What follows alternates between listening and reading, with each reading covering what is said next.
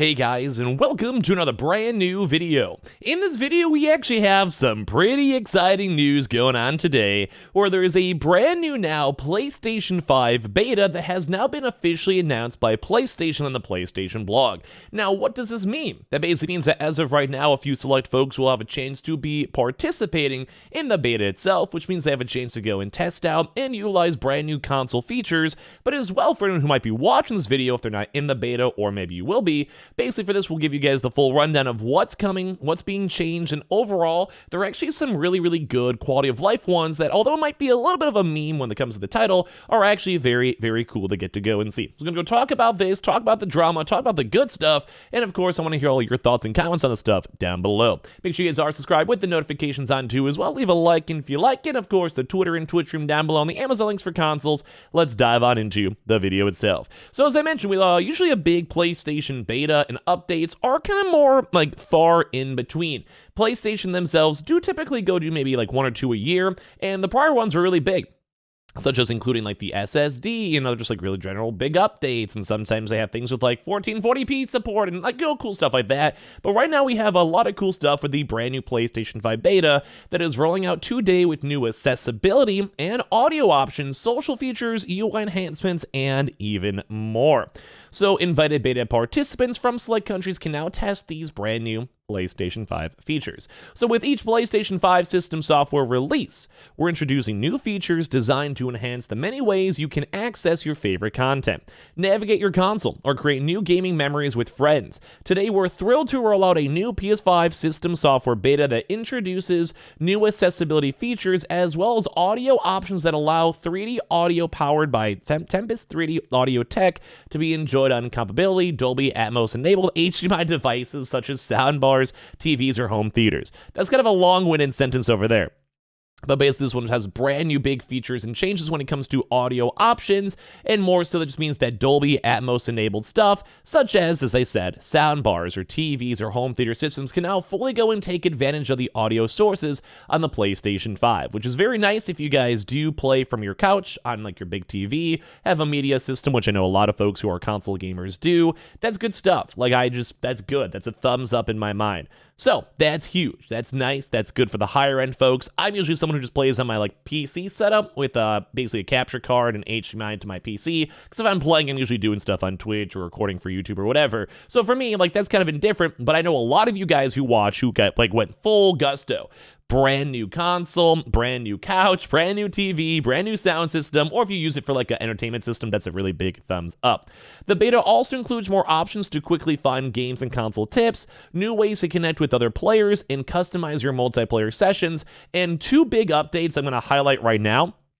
They have a chance now for even bigger and larger M.2 SSDs, so just any internal SSD, up now to 8 terabytes, which is insane. I have no idea who's ever going to have 8 terabytes worth of games on their console, at least in this current console generation. God only knows, but you can now. If you're just a big baller, you got some good money, 8 terabytes is technically getting cheaper and cheaper as time goes on. I'm probably good. I have a nice little 1 terabyte myself, plus the normal console, so around 1.2 or 1.5 terabytes of storage. I just delete the games once I beat them. That's and then I'm good to go. So I'm not sure if you really need to have 8 terabytes of games, unless I couldn't even tell you why, but you can have it now, which is nice. While beta access will be limited to invited participants in select countries, we plan to release the update globally later this year. If you're selected to participate in the beta, you'll receive an email invitation today when it's available to download. Some features available during the beta phase may not make it to the final version or may see significant changes. Without further ado, here are some of the highlights for the beta releases. So number 1 is new accessibility features. You can use a second controller for assistance. You can now assign a second controller to one account as an assist controller and use 2 controllers to operate your PS5 console as if you were just using a singular controller. This feature introduces a new way for you to enjoy games collaboratively with others to help a friend or child navigate a particular challenging section of a game. So this kind of reminds me of the old school Nintendo stuff. You have the second controller for big brother, little sister, or maybe if there's someone actually who has a proper disability, you just want to help them on out. They're having issues. Maybe I just want to help a friend, whatever it might be. So for this, you just use the assist controller. You go to settings, accessibility, controllers, and use the second controller for assistance, and then turn on use assist controller.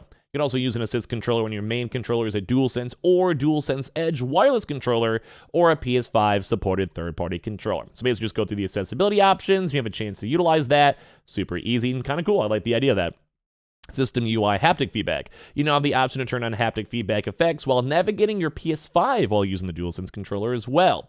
When enabled, system sound effects for certain events will also be reflected physically through haptics, which is really cool, such as moving focus, reaching the end limit of a scrollable section, checking a box, or when you receive a notification or boot up a game. This optional feature enhances immersion and is particularly useful for players with some level of sight or hearing disability as well. So number one, it's cool once again for people who have disabilities, but this is also like, I believe you can maybe turn off your console, like, you know, have that little beep when you turn it on and off your console. That actually may be gone, which is one of the coolest, like, smallest, not necessarily needed changes, but I really enjoy that. Now as well, we've also seen some other various updates too, which is maybe like, let's say you're trying to scroll down and you hit the limit of a scroll wheel and maybe you just can't see or whatever it might be from a disability or whatever it might be. And then, yeah, like it basically gets a little vibration. That's really cool. So support for compatible Dolby Atmos enabled audio devices.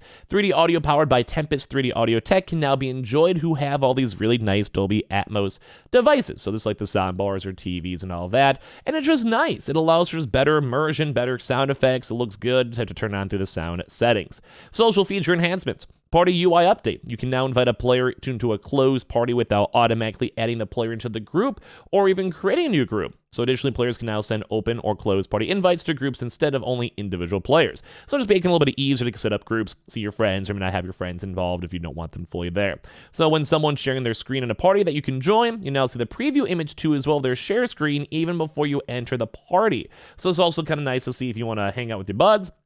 Maybe they're playing a single player game. Maybe you don't want to be spoiled by the game. Maybe it's like someone having like a helpful game session and you just don't want to go and intrude or whatever it might go and be. Like, that's nice. Like, that's cool. So that's a big thumbs up in my mind. I think it's cool. Like, these are all just really nice small changes that aren't fully needed, but they're dope. So join friends game sessions easily. So you now see which one of your friends are in activity you can join. So let's say if they're playing like Destiny or Fortnite or whatever it might be, the joinable icon will be displayed next to friends who are playing a game you can join. You can join a friend's game directly by pressing the options button and selecting join game or selecting the join button on their profile card. Game Hub tournaments as well. Kind of cool in this. In the Game Hub, you can now see how many tournaments you've entered and the highest place you've achieved, as well as the start time for the next upcoming tournament. You can select the tile to see the full tournament list. And this is kind of PlayStation trying to work in more people playing these individual tournaments and everything else. I think it's cool. I think it's nifty. I think it's nice. I give it a thumbs up. Good timing with that. So you can also now react to messages with emojis. Really basic, but reminds you of like a Discord or just normal text messages. So someone wants to go and drop a nice little lol or whatever. Although, yeah, they're going to just have these nice little fake mocked messages. You can react to them with your friends, or I feel like people are probably not going to react to their friends' messages too much, more so if they're in a Call of Duty lobby and they're messaging someone, but that's just me. Easy to use features. Search for the games in your library. You can now search for games within your game library. That one's pretty straightforward, and that should be pretty commonplace, I'll be honest with you guys, but at least it's there now. Game Help improvements too as well. They also have the Game Help cards. So in addition to progress activities, you can now see previously available, upcoming and completed activities.